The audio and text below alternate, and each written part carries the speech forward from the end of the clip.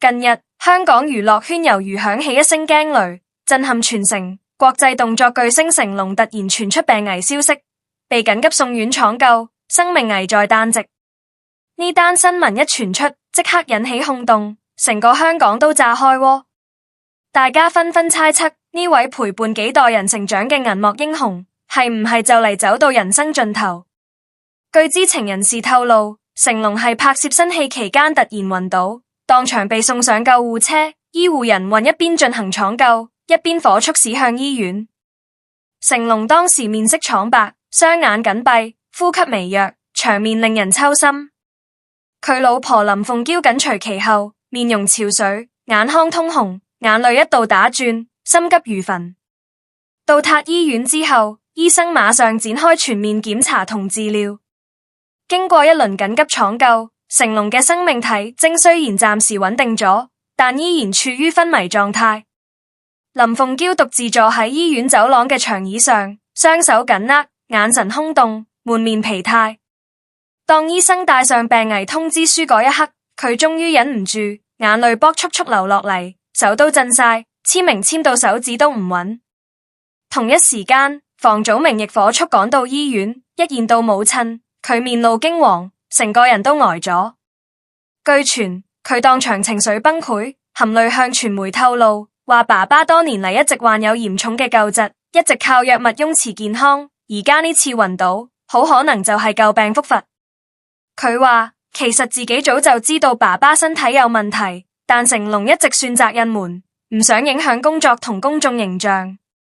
房祖名呢番說話，無疑掀起娛樂圈巨大風波，引發外界種種揣測。而更加令人意想唔到嘅係，成龍嘅舊愛以利居然連夜打電話，叫喺外國生活嘅小龍女卓琳緊急返港。成龍一直未公開承認卓琳係佢女，但以利始終堅信卓琳就係佢親生骨肉。呢次成龍病重，以利急電卓琳，話成龍情況極度危險，希望佢可以趕得切，見父親最後一面。卓琳接到電話之後一臉震驚，匆匆收拾行李，連夜趕去機場，搭上返香港嘅飛機。呢一幕充滿戲劇性。風波未平，又有一份疑似成龍遺產分配方案嘅文件流出。文件顯示，成龍嘅身家將會被分成3份，一份捐俾慈善機構，一份留俾林鳳嬌同房祖名，而最後一份就係預留俾卓琳。呢個分配方式無疑為整件事再添變數。成龍喺最後時刻似乎想對生命中每一個重要人物都有交代。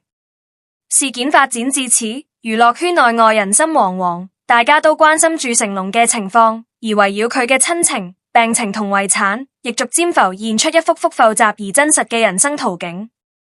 卓琳可以分得遺產嘅消息一傳出，全香港獨時炸開鍋，街頭巷尾都喺議論紛紛，有人驚訝，有人質疑，更多人係充滿好奇，成龍點解佢喺呢個節骨眼公開分配方案？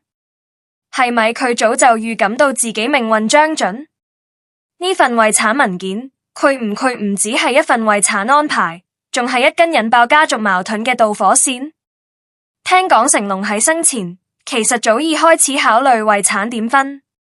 佢一世人打拼辛苦，好清楚身邊人邊個對佢最重要，邊個需要照顧。佢想保護老婆林鳳嬌，照顧獨子房祖名，同時又唔忍心忽略咗自己從嚟冇正式承認過嘅女人卓琳。成龍一直喺拉扯之間猶豫，想平衡三方，想揾到一個最少人受傷嘅決定。就喺成龍被緊急送院搶救嘅時候，成個醫院都陷入一片緊張同焦慮。醫生圍住佢張病床，眉頭緊鎖，一邊研究病情，一邊討論最適合嘅治療方案。而外面走廊上，林鳳嬌眼泛淚光，呆坐長椅，手不停咁搓緊。每當搶救室門開一開，房祖名都第一時間衝埋去問醫生，想知道爸爸嘅情況，但換嚟嘅都係一句：暫時穩定，仍需觀察。焦灼中，家人之間開始出現裂縫。一次家族內部會議上，房祖名情緒失控，爆喊：點解爸爸一直唔講實情？佢唔係想保護我哋，佢只係唔信我哋承受得起。而林鳳嬌亦忍唔住流淚，佢壓抑住情緒溫柔咁話：你爸爸一直都唔想你哋擔心，佢揀咗沉默，因為佢太愛你哋。同一時間，以利拖住卓林趕到醫院，卓林一路沉默默然，直到見到病床上面色蒼白嘅成龍，眼淚先忍唔住流落嚟。佢輕輕揸住成龍嘅手，聲音顫抖：爸爸，我嚟啦！以利喺一旁眼紅紅咁望住女人，輕聲道：你一直都係佢個女，唔使再懷疑。成龍個老友見到家人各自陷入情緒漩渦，主動企出來調停。佢語重心長咁講：依家最緊要係救人，唔係講錢。你哋係一家人，唔可以喺成龍最需要你哋支持嘅時候各走各路。幾句說話講落，大家都沉默咗，現場氣氛終於稍為緩和。但平靜只係暫時，內部有個人走漏風聲，爆出更多成龍生前考慮遺產安排嘅細節。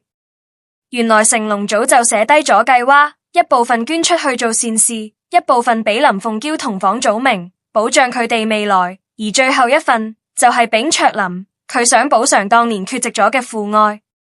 佢冇講出口嘅擔心，係怕自己走咗之後，親人會為咗剪反目，所以成龍做咗佢覺得最公平嘅決定，將愛平均落喺3個人身上，同時希望可以唔留下一地雞毛。卓林可以分得遺產，喺坊間掀起一陣熱議。有內部人士透露，成龍其實一向對呢個女人抱有複雜而深沉嘅感情，雖然從未正式承認過卓林，但喺私底下，佢一直默默關注住對方嘅成長，甚至喺朋友面前提過，話自己對呢個女藝心中有愧。今次透過遺產安排，佢希望可以俾卓林一個交代，同時亦都係一種補償，補償佢缺席咗20幾年嘅父愛。呢場圍繞病情同遺產展開嘅風波，唔止喺娛樂圈掀起軒然大波，更成為香港社會茶餘飯後嘅焦點話題。成龍，一個響當當嘅名字，唔再只係動作遍履磨礪嘅硬漢，而係一個父親，一個丈夫，一個人到暮年回首一生時，想為親人留底點溫暖同責任嘅老人。今次事件將佢另一面赤裸裸地展現喺公眾面前。醫院門口聚滿記者，長槍短炮齊晒出，傳媒幾乎24小時駐守，就等住第一手消息。每當醫院有啲風吹草動，就會即刻傳遍全港，網絡上亦充斥住各種猜測同評論。有人關心佢身體，有人關注遺產，有人冷嘲熱諷，有人深表同情。社交平台上，支持者留言為成龍打氣，希望佢可以再次奇蹟復原。亦有人對家族分爭感到失望，批評太過現實。媒體分析話，成龍病情一旦惡化，遺產問題勢必加劇矛盾。到時如果冇佢喺度從中調和，分歧只會越來越大。而各大媒體亦紛紛呼籲，家族之間應該各自撐執，以成龍健康為先，不要讓公眾只睇到一個支離破碎嘅家庭。網絡上面唔同立場嘅聲音此起彼落。有人覺得卓林應該得到成龍認可，有人覺得遺產唔應該牽涉咁多人，亦有人嘆息一個堂堂巨星，到咗最後仍然逃唔過家庭恩怨。而喺醫院嘅走廊入面，林鳳嬌、房祖名、以利、卓林幾個人雖然未必多話講，但空氣入面嘅張力，就連護士都感受到。成龍嘅病情依然未明，亦未有醫生願意公開講解病況。不過納報有講，佢喺病房入面偶爾有短暫意識清醒，眼神模糊之中仍然望住前方，好似喺等緊啲乜嘢。而卓林就喺病床前，一直揸住佢嘅手，冇講嘢，眼淚一滴一滴咁落。家族入面一位年長嘅親戚喺病房外面低聲勸話：而家講錢冇意思，齋心先係關鍵。成龍個老友亦出面調停，話如果你哋連病榻前都唔肯和解，成龍走咗都唔會安心。大家沉默默然，只有以利喃喃咁話：最少佢仲喺度，仲有機會。各方情緒拉扯之下，命運繼續推住每個人向前走，風波未停，情感未平。而傳媒、網民、粉絲都喺旁邊目睹住呢段香港影壇傳奇人物最後一幕嘅演出，唔係打鬥，唔係爆破，而係人性、親情同選擇。